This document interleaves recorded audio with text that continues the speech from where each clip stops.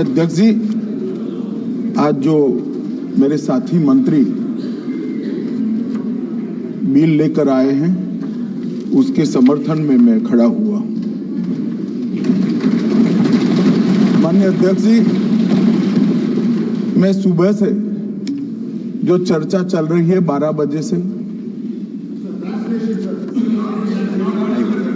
Okay एक minute check कराता हूँ। हाँ एक सेकंड चेक करा, सेकंड में करा रहे हैं, चेक करा रहे हैं। माननीय अध्यक्ष जी, 2 मिनट लगता है कभी। सुबह से जो चर्चा चल रही है उसको मैंने बारीकी से सुना है। मुझे लगता है या तो निर्दोष भाव से या तो राजनीतिक कारणों से ढेर सारी भ्रांतियां कई सदस्यों के मन में भी है और कई सारी भ्रांतियां सदन के माध्यम से, आपके माध्यम से पूरे देश भर में फैलाने का प्रयास भी हो रहा है। बिल पर चर्चा का जवाब तो माननीय रिज्जू साहब देंगे।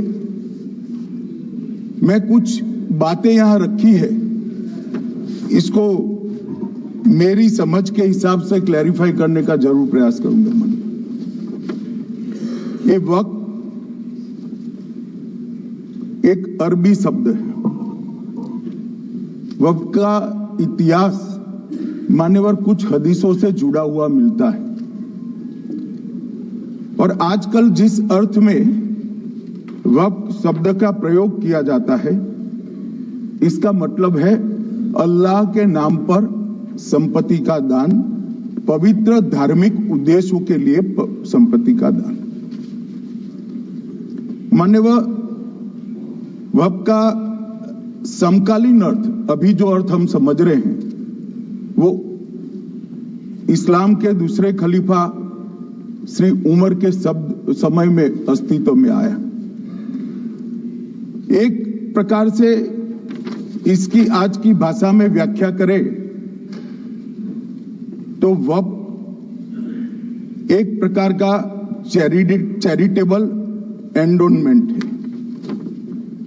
और जहां एक व्यक्ति संपत्ति, भूमि या मूल्यवान संपत्ति धार्मिक या सामाजिक भलाई के लिए दान करता है बिना उसको वापस लेने के उद्देश्य से, वहां वक्फ की रचना कर। इसमें दान देता है, वो शब्द का बड़ा महत्व है।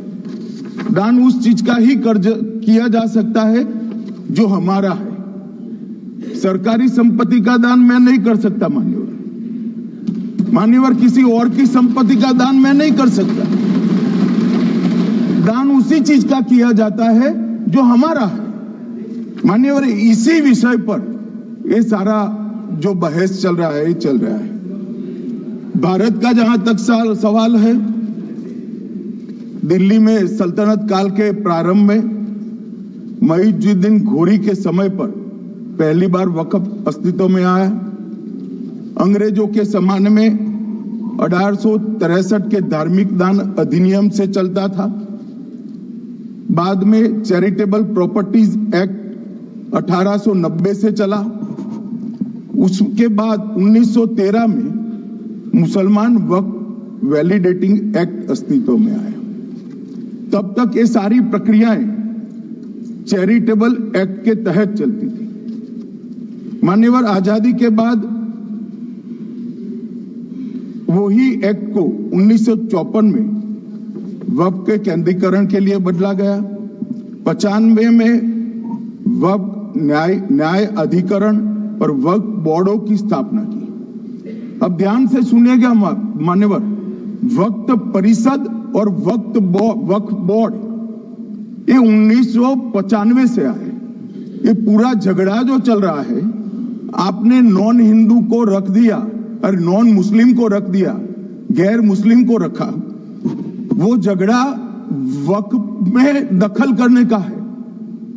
पहले तो वक्फ में कोई गैर इस्लामिक सदस्य आएगा ही नहीं।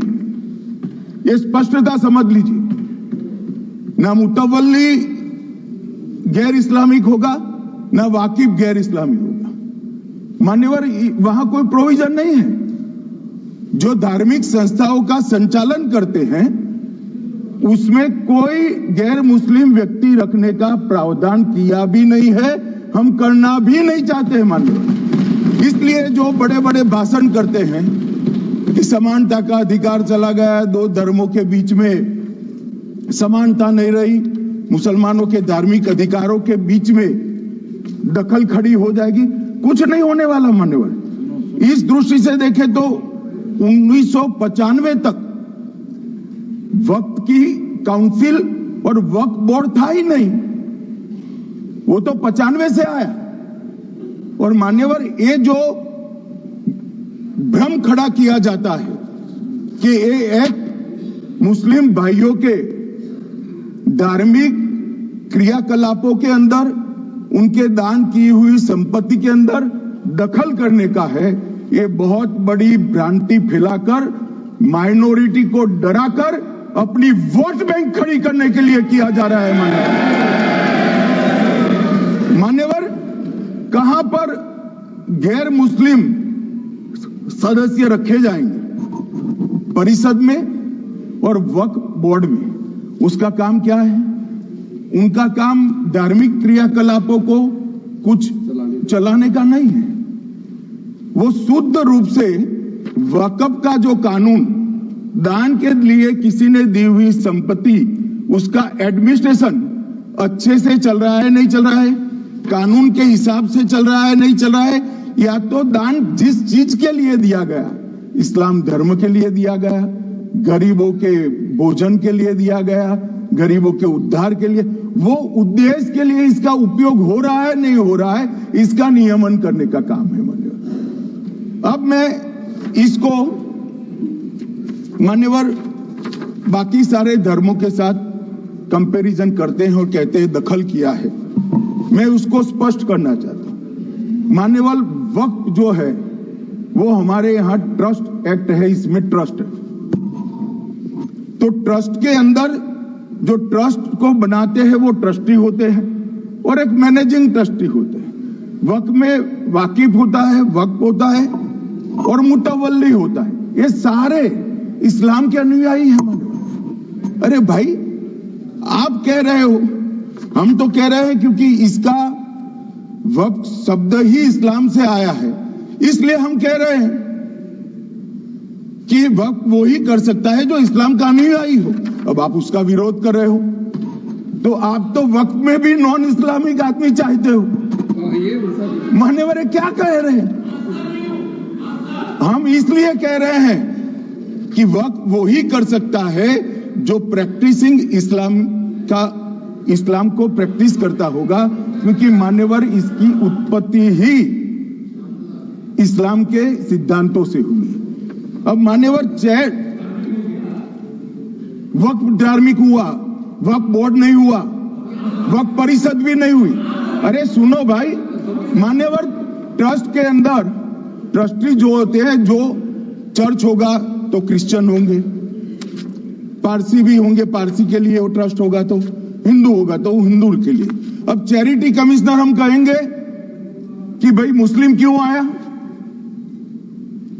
मुझे बताओ, चैरिटी कमिश्नर एक्ट में मुसलमान चैरिटी कमिश्नर बन सकता है या नहीं बन सकता है? उसको ट्रस्ट नहीं चलाना है, उसको चैरिटी के कानून के हिसाब से वो ट्रस्ट चले, उसकी देखरेख करनी है। ये धार्मिक नहीं है, ये धर्म का काम नहीं है मान्यवर, ये एडमिनिस्ट्रेटिव वर्क है। और इसलिए तो फिर चैरिटी कमिश्नर हिंदू होगा तो वो क्रिश्चियनों के ट्रस्ट का कैसे देखरेख करेगा? चैरिटी कमिश्नर क्रिश्चियन होगा तो जैनियों के और हिंदुओं के ट्रस्ट का कैसे देखरेख करेगा? अब बताओ कि सारे ट्रस्ट के चैरिटी कमिश्नर अलग अलग बन, देश तोड़ दोगे आप लोग, तोड़ दोगे।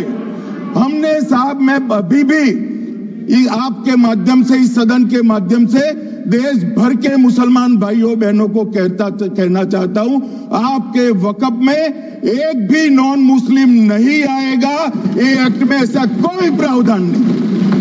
मगर जो वक्फ बोर्ड है और वक्फ परिषद है, उसका काम क्या है? वक्फ की संपत्तियां मान्यवर बेच खाने वाले लोगों को पकड़कर इसके बाहर निकालने का। वक्फ के नाम पर औने पौने दाम में संपत्तियों को 100 साल तक किराए पे देने वाले लोगों को पकड़ना है। वक्फ का जो पैसा होता है, इनकम जो घिरती जा रही है, जिसके माध्यम से माइनॉरिटी का विकास करना है, माइनॉरिटी को आगे बढ़ाना है, इस्लाम धर्म की सारी धार्मिक संस्थाओं को पुख्ता करना है। ये पैसा जो चोरी होता है ना, उसको पकड़ने का काम वक्फ बोर्ड वक्फ परिषद करे। और मान्यवर वो चाहते हैं कि इनके राज में जो मिलीभगत चली वो चलती रहे। ये नहीं चलेगी, ये नहीं चलेगी। और मान्यवर